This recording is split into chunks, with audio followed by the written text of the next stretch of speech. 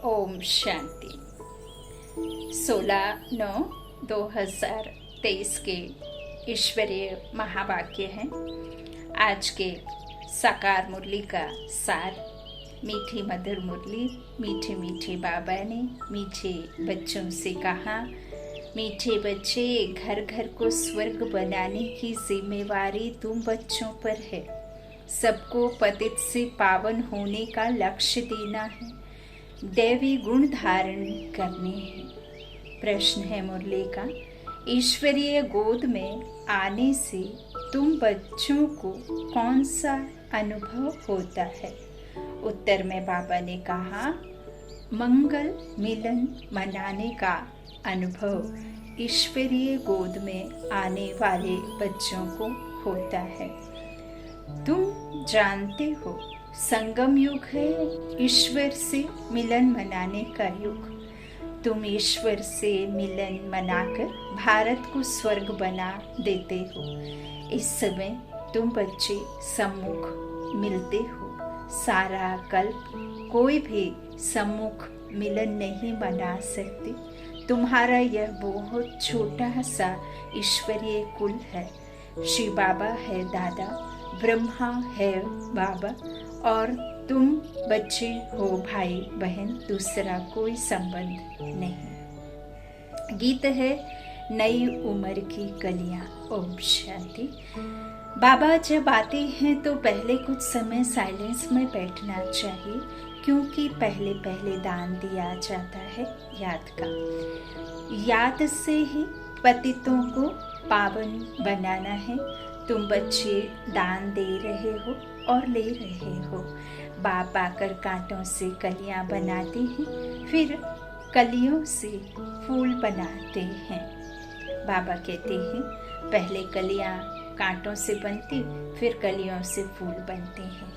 तुम जानते हो, हमारी सर्विस ही है हर एक को स्वर्ग के लायक बनाना, जैसे तुम बन रहे हो।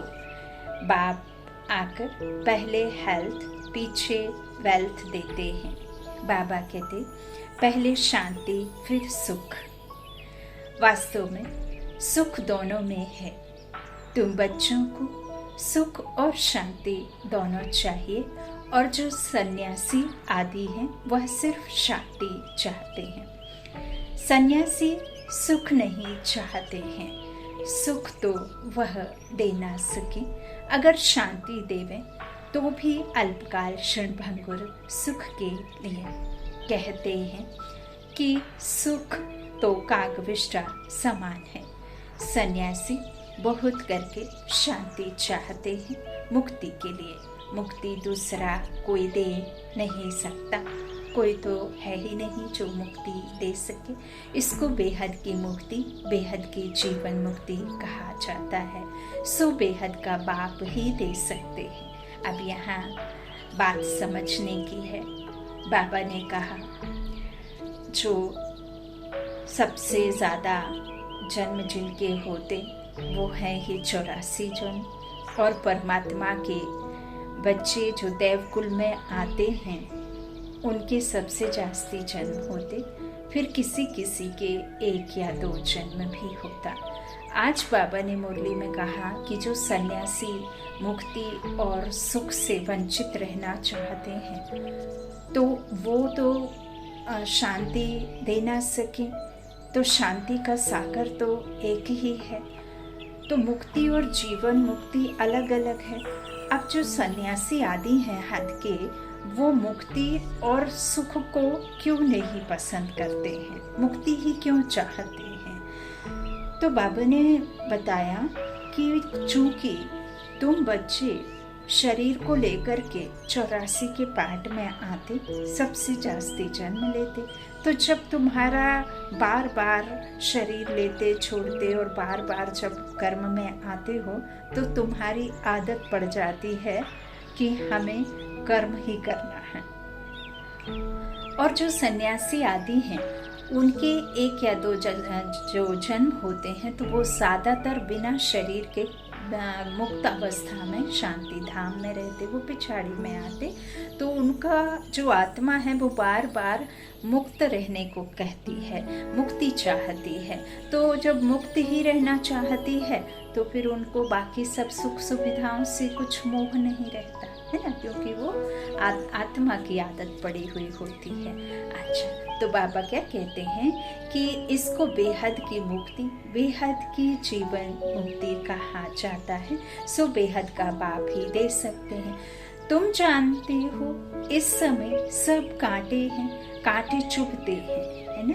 ऐसे नहीं है कि झाड़ी झंकाल वाले या कोई बबूल का पेड़ वाला कांटा, मुख से अपशब्द कहना, किसी के प्रति कोई गलत शब्दों का निकालना, गालियां देना, या हर वक्त किसी के लिए उल्टा सुल्टा ही बोलते रहना, किसी के बड़ाई में एक शब्द तो दूर की बात है, कभी उसको देख करके आपने अच्छा सोचा तक नहीं। तो इस तरह से जो हम किसी के काम में, क्रोध में, लोभ में, अहंकार में जो हम करते हैं, वही कांटे हम चुभाने जैसा ही बाबा ने कहा तुम्हारे संस्कार हैं। तो बाबा कहते हैं अभी समय कौन सा है, सब कांटे चुभाने वाला, कांटे चुभते हैं। बाप कहते हैं सब एक दो को कान कटारी से मारते हैं। उनको पता नहीं है कि काम कटारी को हिंसा कहा जाता है। तुम विकार में जाते हो तो आदि मध्य अंत एक दो को दुख देते हो। यह है दुख की दुनिया। सुख की दुनिया स्वर्ग को कहा जाता है, जबकि नई सृष्टि, नया भारत है। भारतवासी जो देवी देवताओं के पुजारी हैं, जानते हैं कि इन देवताओं का राज्य था जिसको स्वर्ग कहा जाता है। यह भी महसूसता आती है। लक्ष्मी नारायण के मंदिर में जाकर उनकी महिमा गाते हैं, समझते हैं भारत के यह मालिक थे, भारत स्वर्ग था। यह भी महसूसता आती है, परंतु हवा के मुआफिक समझते तो हैं। भारत में लक्ष्मी नारायण के इतने मंदिर बनाते हैं तो उन्हों की राजधानी थी, महाराजा महारानी कहा जाता है, परंतु कब थे सो भूल गए। कितनी साधारण भूल है, कोई जास्ती टाइम नहीं हुआ है, 5000 वर्ष की बात है। क्राइस्ट बुद्ध आदि को 2-2.5 वर्ष हुए हैं। उनके लिए ऐसे कहते हैं कि रीइनकार्नेशन किया। यूं तो रीइनकार्नेट हर एक करते हैं, आत्मा आकर प्रवेश करती है, इसको भी रीइनकार्नेट कहेंगे। परंतु पहले बड़ों का नाम गाया जाता है, कहा जाता है परम पिता परमात्मा रीइनकार्नेट करेंगे, तब आकर शरीर में प्रवेश करेंगे। रीइनकार्नेट का अर्थ यह है। तो जो बड़े नामी ग्रामी होते हैं उनके लिए यह कहा जाता है, जैसे बुद्ध का रीइनकार्नेशन, क्राइस्ट का रीइनकार्नेशन, बौद्धि और क्रिश्चियन का भारत से कनेक्शन देखने में आता है। गुरु नानक को 500 वर्ष के लगभग ही दिखाते हैं, उनका भी छोटा रीइनकार्नेशन है, वह बड़े हैं। तो रीइनकार्नेशन सब करते हैं, अब परम पिता परमात्मा को बुलाते हैं, परंतु वह कब आएगा, कैसे आएगा, यह नहीं जानते। शरीर में तो जरूर आना होता है, परंतु जन्म ना लेने कारण उनको रीइनकार्नेशन कहा जाता है। छोटा बच्चा तो नहीं बनते हैं। सबसे बड़ा रीइनकार्नेशन परम पिता परमात्मा का कहेंगे। गाते हैं परमात्मा 24 अवतार लेते हैं। अब कह देते पत्थर पत्थर में अवतार लिया, गिरते जाते हैं। जैसे भारत गिरता जाता है वैसे उनकी कथनी भी गिरती जाती है। बाप नई दुनिया का रचयिता है, सो जरूर नई और पुरानी के संगम पर आएंगे। बाबा कहते उनको सबसे बड़ा रीइनकार्नेशन कहेंगे।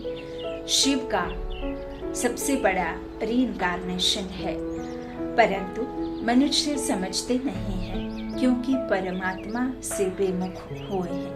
निराकार से परिचित जरूर है, परंतु वह यह नहीं जानते कि परमात्मा कब आते हैं, क्या आकर करते हैं।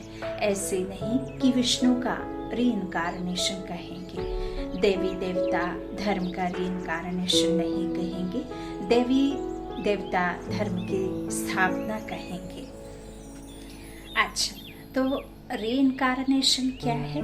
पुनर्जन्म। तो बाबा क्या कहते हैं? देवी देवता धर्म का पुनर्जन्म नहीं कहेंगे, देवी देवता धर्म की स्थापना कहेंगे। विष्णु अवतरण का एक नाटक भी बनाते हैं। अब वास्तव में विष्णु अवतरण की तो बात ही नहीं। हाँ, विष्णु तो अवतरण नहीं होते। तुम अब विष्णु के कुल के बन रहे हो, ईश्वर का कुल है ना। यह शिव का बच्चा ब्रह्मा, ब्रह्मा के बच्चे तुम, इसको ईश्वरीय कुल कहा जाता है।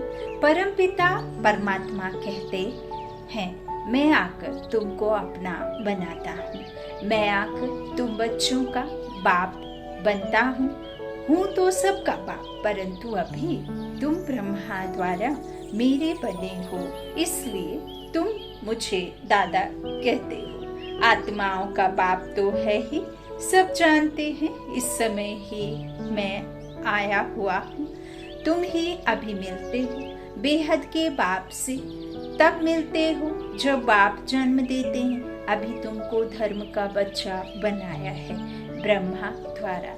विकार के तो बच्चे हो ना सके, इनकी प्रजा है, बहन भाई कितने हैं, तो यह सब मुख वंशावली ठहरे ना। सन्यासियों की वंशावली नहीं होती है, क्योंकि उनमें दादा बाबा का कोई कनेक्शन नहीं है। यहाँ बाप भी है, दादा भी है। दादा इनको बड़े भाई को कहा जाता है। बाप आकर अपना बनाते हैं। तुम बच्चे जानते हो हम ईश्वर की गोद में आए हैं। यह मंगल मिलन है। कलयुग का अंत और सतयुग की आदि, इसको ही संगम कहा जाता है। संगम में मिलन होता है, जैसे 3 नदियों का संगम है। उसमें क्या होता है? गुरु लोग तो जिज्ञासु का मंगल मिलन होता है। वह तो हो गया जिस्मानी, गाया भी हुआ है आत्मा और परमात्मा का मंगल मिलन। यह सबसे अच्छा है। आत्माएं मिलती हैं परम पिता परमात्मा से। इसमें पानी की नदी की बात नहीं। यहाँ तुम बैठे हो, बाबा कहते, यह तुम्हारा बहुत भारी मंगल मिलन है, कल्याणकारी मिलन है। तुम सबका कल्याण होता है। आत्माएं भी चैतन्य है। परम पिता परमात्मा का यह लोन लिया हुआ ब्रह्मा का तन है। इसको बाबा कहते हैं, इनको मंगल मिलन कहा जाता है। कुंभ का मेला कहा जाता है ना। कुंभ को भी संगम कहेंगे। बाबा कहते 3 नदियों के संगम का नाम कुंभ रख दिया है। सबसे बड़ा संगम कौन सा है? सागर और नदियों का। सबसे बड़ी नदी है ब्रह्मपुत्रा। उसमें बाबा आते हैं। ब्रह्मपुत्रा नदी में ज्ञान सागर आते हैं। तो बाबा कहते हैं, इस तरह तुम सब ज्ञान सागर बाप से मिलते हो, है ना। तो इसलिए सागर और ब्रह्मपुत्रा नदी का इकट्ठा मिला तो है ही। अब तुम, बाबा कहते, अब कुंभ का मेला है संगम पर। तुम सब ज्ञान सागर बाप से मिलते हो। अब हम नदियां हो गए, है ना। आत्मा शांति की प्यासी है, ज्ञान की प्यासी है। समझ तो रही नहीं, है ना, तो समझ भी चाहिए, तो आत्मा को ही चाहिए। अब आत्मा ही बुद्धू बनी है, तो बुद्धिवान से बुद्धि चाहिए। तो बाबा ने देखो कितना प्यार से समझाया है। जो हमने पानी की नदियों की कहानी सुनकर उस पर विश्वास किया, आज बाबा यथार्थ हमें बता रहे हैं कुंभ का मेला किस तरह से लगता और कौन से कुंभ के मेले की बात कही। बाबा ने कहा संगम का नाम कुंभ रख दिया है। सबसे बड़ा संगम कौन सा है? सागर और नदियों का, है ना। तो ब्रह्मपुत्रा नदी अर्थात ब्रह्मा बाबा में ज्ञान सागर आए, तो ये दोनों इकट्ठे हो गए। अब कुंभ का मेला है संगम पर, तो तुम सब ज्ञान सागर बाप से मिलते हो। इसको ईश्वरीय कुंभ का मेला कहते हैं। यह है आत्मा और परमात्मा का संगम। ये इधर प्रकृति के बीच विराजमान जो आत्मा है और वो परमपिता परमात्मा को आत्मा जानती है, उनसे मिलती है बुद्धि के नेत्र से, तो ये मिलन है। बाबा कहते आत्मा और परमात्मा का संगम, कुंभ बा संगम बात एक ही है। तो तुम बच्चे जानते हो हम अपने लिए स्वर्ग की स्थापना कर रहे हैं। हमको घर में पवित्र होकर रहना है, जहाँ पवित्रता है वहाँ ही स्वर्ग कहेंगे। बच्चे पवित्र रहते हैं तो पवित्रता सुख शांति है। तुम्हारी अवस्था ऐसी होनी चाहिए जैसे देवताओं की होती है। कोई भी अवगुण नहीं होना चाहिए, इसको ही स्वर्ग कहेंगे। वही फिर स्थायी स्वर्ग बन जाता है। घर में ऐसा लायक बनना है, इसलिए कहा जाता है घर घर को स्वर्ग बनाओ। तुम मनुष्यों को स्वर्ग में चलने लायक बनाते हो, तुम्हारे लिए ही गीत है घर घर को स्वर्ग बनाओ। सतयुग में घर घर में स्वर्ग था, अब नहीं है। जो बच्चे बाप से वर्षा लेते हैं उन्हों को अपने घर बैठे पतित से पावन बनने का लक्ष्य देना है। बाबा कहते यह बड़े से बड़ा चैतन्य तीर्थ है। जहाँ शिव बाबा सागर है वहाँ तुम आत्माएं गंगाएं जरूर होंगी। यह सबसे बड़ा ऊंचते ऊंच मेला है। वह सब है भक्ति मार्ग के मेले, यह है ज्ञान मार्ग का मेला। भक्ति मार्ग के मेले तो जन्म बाय जन्म लगते रहते हैं। ज्ञान मार्ग का मेला एक ही बार लगता है। यह है रूहानी मिलन। रूप सुप्रीम रूह परम धाम से आकर बच्चों से मिलते हैं। सबसे अच्छी यात्रा या मेला यह है। यह चैतन्य सागर तो कहाँ भी जा सकते हैं, वह जड़ सागर तो कहाँ नहीं जाता। यह सागर है, तुम नदियाँ भी जाती हो निमंत्रण पर। ज्ञान सागर पर बाबा कहते ज्ञान सागर इस ब्रह्मपुत्र नदी के साथ चलते हैं। तुम भिन्न भिन्न प्रकार की नदियां हो, कोई पवित्र है कोई अपवित्र है। कोई समय ऐसे बहुत आ जाते हैं जो पवित्र नहीं रह सकते, फिर भी आते तो है ना। बाहर के गृहस्थी भी आते हैं, अलाउ किया जाता है। ऐसे भी नहीं सबको अलाउ करेंगे। कोई मित्र संबंधी आते हैं जिन्हों को उठाने के लिए अलाउ करते हैं, नहीं तो कायदे बहुत हैं। देखो आज बाबा ने बहुत सारे प्रश्नों का, माताओं बहनों के प्रश्नों का मुरली में उत्तर दिया। बाबा कहते जिन्हों को उठाने के लिए अलाउ करते हैं, नहीं तो कायदे बहुत हैं। इंद्रप्रस्थ में कोई पतित आ ना सके। कोई भी पंडा व सब्ज परी आदि कोई भी पतित को साथ में ले आ नहीं सकती। इसलिए बाप कहते हैं खबरदार रहना, सर्टिफिकेट तुमको मिलता है। कोई बाबा कहते किसको साथ ले आती हो या भेज देती हो, रिस्पॉन्सिबिलिटी तुम्हारे पर है। यूँ तो सेंटर्स पर तो निमंत्रण भी देते हैं, कितने पतित आते होंगे। सेंटर पर पतित आए तब तो उनको पावन बनाए। देखो बाबा ने इस बात का भी पूरा समझाया है। यहाँ तो सागर बैठा हुआ है तो नियम रखे हुए हैं, नब्ज देखी जाती है। डॉक्टर्स सर्जन तो भिन्न भिन्न होते हैं ना। मम्मा बाबा बा अनन्य बच्चे बात करेंगे तो झट पता चलेगा कि बुद्धि में बैठता है वा नहीं। तुम कोई को भी समझाएंगे कि दो बाप हैं तो झट मारेंगे, युक्ति बतलाई जाती है। परम पिता परमात्मा को तो सब याद करते हैं। हम फलाने बाप के बच्चे हैं, सिर्फ उनके ऑक्यूपेशन को नहीं जानते। यह तो तुम बच्चे समझ गए हो कि जिस जिस नाम रूप से जो मनुष्य आते हैं उसी नाम रूप से 5000 वर्ष बाद फिर आना है। जरूर क्राइस्ट का जो चित्र है हूबहू फिर उसी समय ही हो सकता है, ऐसा और किसी मनुष्य का हो नहीं सकता। यदि मेरा रूप ऐसा है, मुझे इस तरह का ही फीचर्स के साथ शरीर और यही माता पिता मिले हैं जिस घर में मेरा विवाह हुआ है, तो मैं इस घर से ही मुरली चलाऊंगी। ऐसे ही सेवा बाबा मुझे देंगे कल्प बाद। ऐसा नहीं कि मेरी जगह कोई और आत्मा इस शरीर को धारण करके आ जाएगी। यह समझने की बातें हैं। बाबा कहते ऐसा और किसी मनुष्य को हो नहीं सकता। कृष्ण का जो चित्र है वह फिर और किसी मनुष्य रूप में हो ना सके। आत्मा भिन्न भिन्न नाम रूप देश काल में जन्म लेते लेते जब पतित हो गई है उसको फिर पावन बनाते हैं। तुम रावण हो कल्याणकारी, बाबा कहते हैं तुम कल्याणकारी बाप के बच्चे हो, तो अभी तुम रावण से राम के बनकर राम जैसा बन रहे हो, है ना।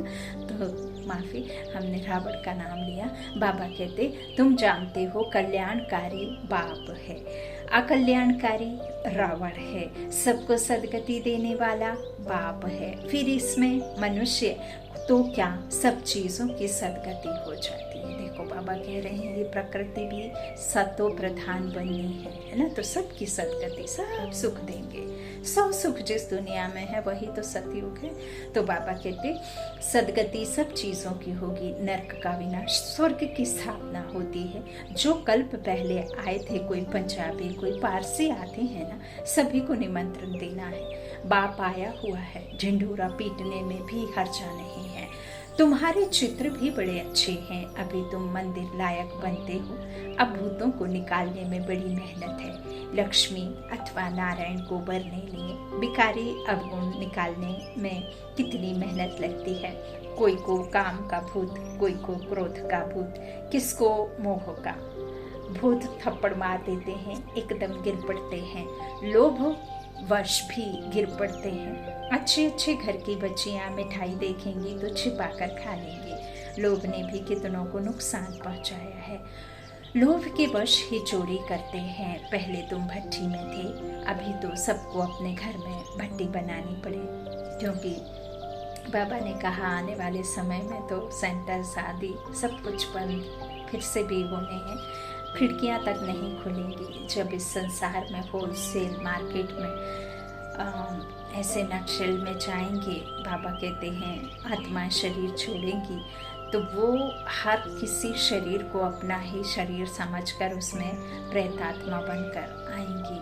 तब हर जगह वो आत्माएं और अधिक सताएंगी शरीरों में आकर के। तो बाबा कहते क्योंकि उनके लिए दूसरे शरीर तो तैयार नहीं होंगे, जाने तो सबको है। तो ऐसे समय में आपकी अवस्था कितनी ना शक्तिशाली होनी चाहिए। तो बाबा इसीलिए बार बार कहते बच्चे टू लेट का बोर्ड नहीं लगा, लेकिन लेट तो ऑलरेडी हो गए हैं। यह जो कलयुग है ये अभी रेंगड़ियाँ नहीं चल रहा है, ये बूढ़ा होकर ख़त्म होने की कगार पर है।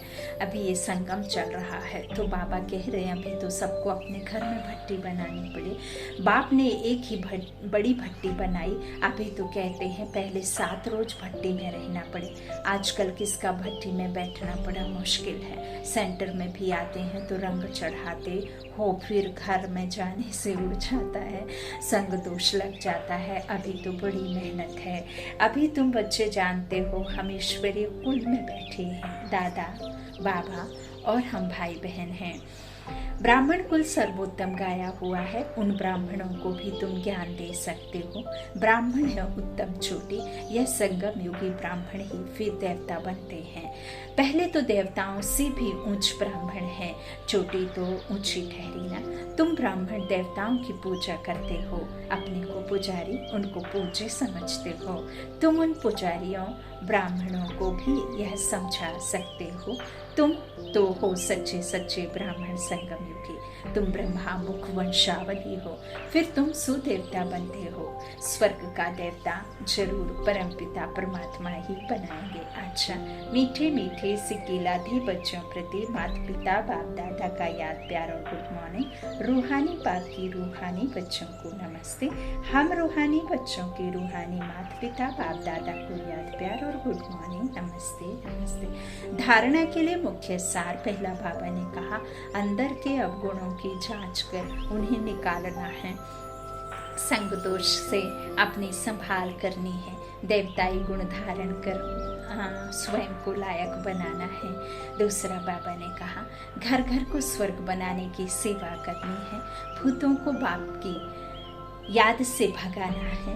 बाप के साथ मंगल मिलन मनाते रहना है। सबको बताना है कि किस तरह से हम इन 5 विकारों से दूर हो सकते हैं और कैसे हम अपने पाप को विनाश कर सकते हैं, कैसे योग अग्नि में हमें अपने सारे हिसाब किताब चुकतो करने हैं।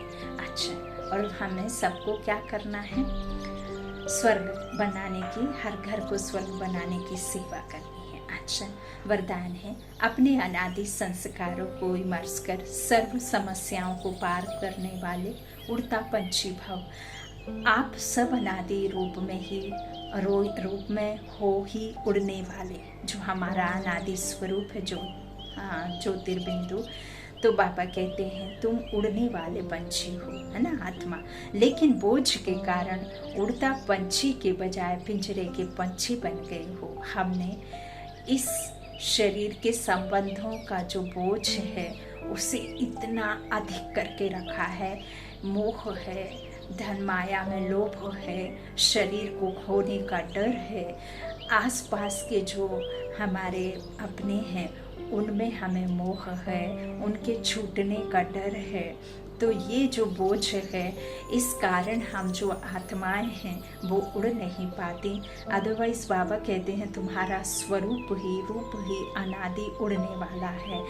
तो बाबा कहते हैं लेकिन बोझ के कारण उड़ता पंछी के बजाय पिंजरे के पंछी बन गए हो। अब फिर से अनादि संस्कार इमर्स करो, अर्थात फरिश्ते रूप में स्थित रहो। इसी को ही सहज पुरुषार्थ कहा जाता है।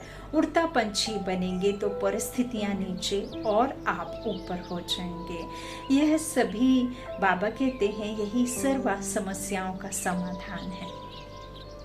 स्लोगन है हर कदम में कल्याण समझ, हर आत्मा को शांति की शक्ति का दान देना ही सच्ची सेवा। हर कदम में कल्याण समझ, हर आत्मा को शांति की शक्ति का दान देना ही सच्ची सेवा है। अच्छा, ओम शांति। शुक्रिया बाप दादा, शुक्रिया आप सभी भाई बहनों के स्नेह का प्यार का।